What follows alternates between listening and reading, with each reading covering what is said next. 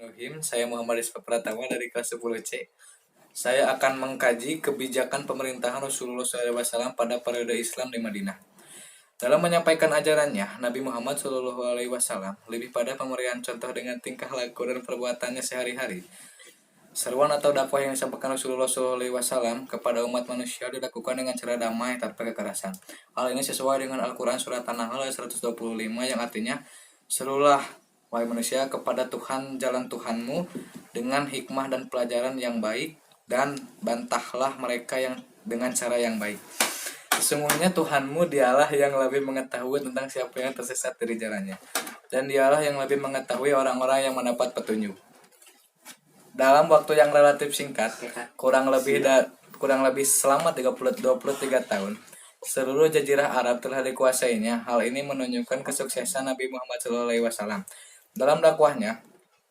Adapun beberapa rahasia kesuksesan Nabi dan dalam dakwahnya itu dapat dilihat sebagai berikut dan bisa dibagi dua menjadi faktor internal dan menjadi faktor internal. Faktor internal, salah satu contohnya yaitu satu, dalam mengembangkan tugas kerasulannya senantiasa mendapat bimbingan Allah Subhanahu wa taala.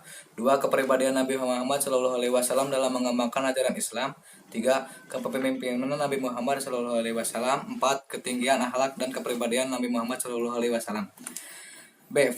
Faktor eksternal. Satu, Nabi Muhammad SAW telah menyiapkan tenaga-tenaga dakwah yang kuat tertangguh.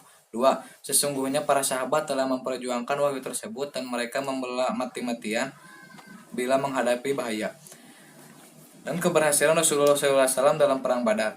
Seiring dengan bertambahnya jumlah kaum muslimin yang semakin berkembang di Madinah, kaum kafir Quraisy di Mekah semakin bertambah marah dan bertindak nekat dalam menekan umat Islam. Kondisi di Mekah sendiri, umat Islam diancam dan dikecilkan dalam setiap kegiatan. Di Madinah, kaum kafir Quraisy berusaha merangkul sekutunya kaum Yahudi untuk menghalangi dakwah Nabi Muhammad SAW.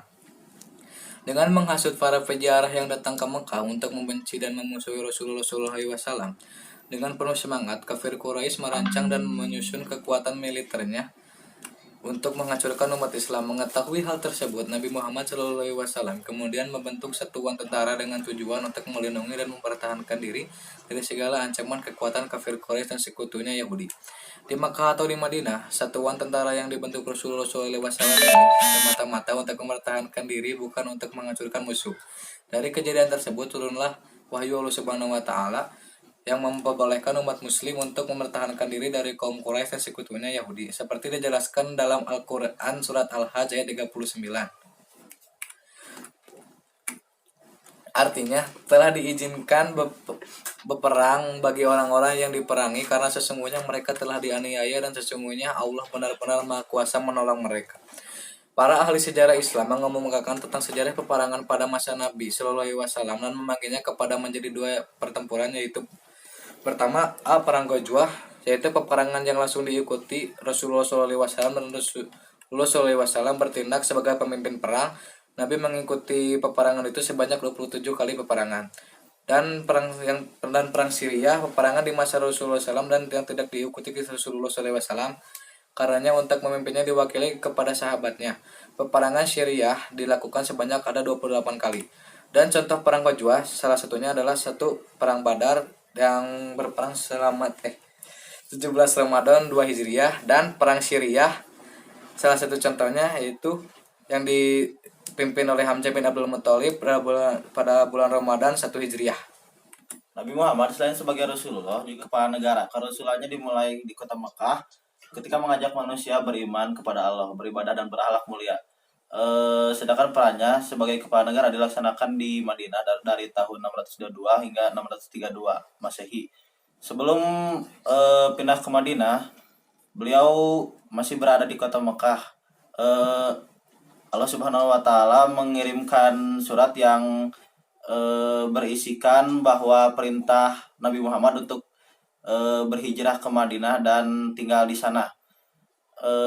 Sebagai peletak dasar, negara beliau pertama-tama merumuskan Dustur Madinah yang berposisi sebagai konstitusi negara Madinah.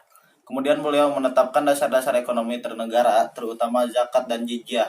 Selanjutnya membangun angkatan bersenjata untuk melindungi dakwah dan kepentingan warga negara Madinah. Prinsip-prinsip dasar pemerintahan yang diterapkan oleh beliau adalah pemusyawarah atau konsultasi dengan warga Madinah. Walaupun beliau sebagai seorang rasul, tetapi dalam menetapkan suatu keputusan sebelumnya diperhadapkan kepada mereka. Kenyataannya beliau sangat terbuka menerima saran dan pendapat para sahabatnya. Bahkan dalam beberapa kasus, beliau terkadang rela mencabut pendapatnya sendiri. Beliau juga menunjukkan sikap persamaan, menghargai setiap orang lain. Berdasarkan prinsip-prinsip kenegaraan tersebut, jika dibandingkan dengan teori-teori mengenai bentuk pemerintahan dalam ilmu politik, maka dapat dikatakan bahwa corak pemerintahan beliau adalah demokratis. Abdul Al-Maudi menyebutnya teodemokrasi. Berbeda dengan konsep tersebut, kalangan muslim fundamentalis enggan menerimanya, bahkan menganggap demokrasi sebagai produk mafir yang bertentangan dengan hakikat pemerintahan Nabi Muhammad. Mereka lebih suka menggunakan surah At-Tahiyah. Sekian dari kami, mudah-mudahan bermanfaat. Ditutup saja dengan doa. Robbana atina fid dunya hasanah wa fil akhirati hasanah wa qina azabannar. Wassalamualaikum warahmatullahi wabarakatuh.